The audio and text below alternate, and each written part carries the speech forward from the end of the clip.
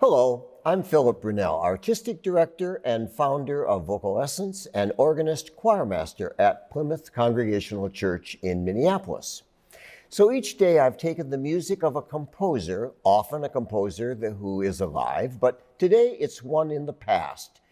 Antonín Dvořák, the Czech composer who was also a pianist, an organist, and a violinist. He was really one of the most important composers at taking the idea of a national idiom and making this part of his musical compositions. He was very involved in the symphonic tradition, and he was also influenced by folk music. He wrote 9 operas. They are all in Czech, showing very much a national spirit. He wanted to bring that idea forth. It was in 1880 that he composed his Stabat Mater, and it was the first work that really made him famous, and the wonderful piece for chorus, soloist, orchestra. If you have not heard it, look for that recording that Robert Shaw did. It's beautiful. I'm going to play a little bit from the 5th movement of that, the Tuanati. And what's wonderful is that he takes a very simple theme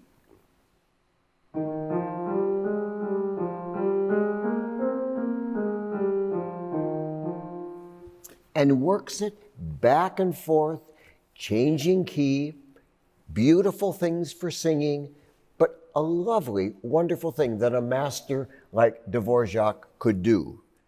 So here's the introduction, and then the singers come in.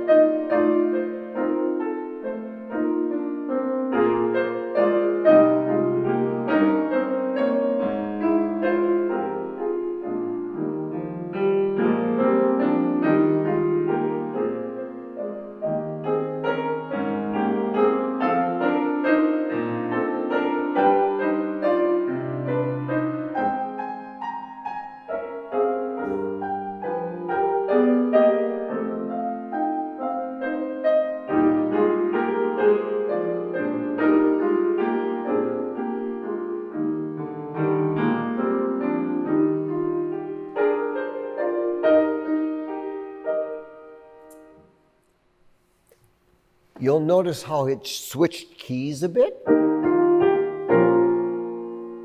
And then later it does. And finally comes back.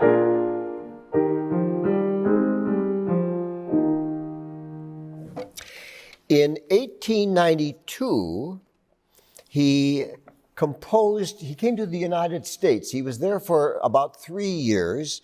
He was asked to be the head of the National Conservatory of Music in New York City. So he brought his family, came over here, and he felt, after he'd been here a while, listening to the music, he felt very strongly that African American music and Native American music were really the foundation for growth of American music. An interesting thought, a wonderful thought, back in 1892. He took a trip because there was a big Czech community in Iowa, in the town of Spillville. I've been to Spillville with my wife and family.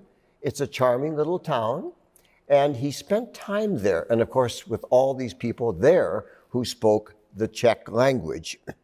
He also then, while he was in New York, discovered the spiritual, Henry Burleigh, the wonderful African-American singer and composer, introduced many of them to him. And of course, the one that people know and think of Dvořák for is the one that Burleigh told him about.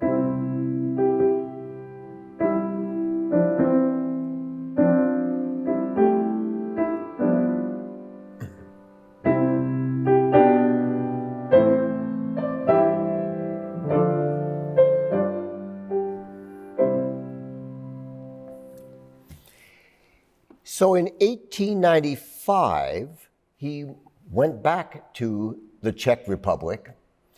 While he was in the US, of course, he wrote that famous symphony in which that theme comes, his Symphony from the New World. And the other piece that he's most known for symphonically is his cello concerto, also written while he was in the USA. But he got back to the Czech Republic, and as I mentioned earlier, he was very fond of the folk songs of his country.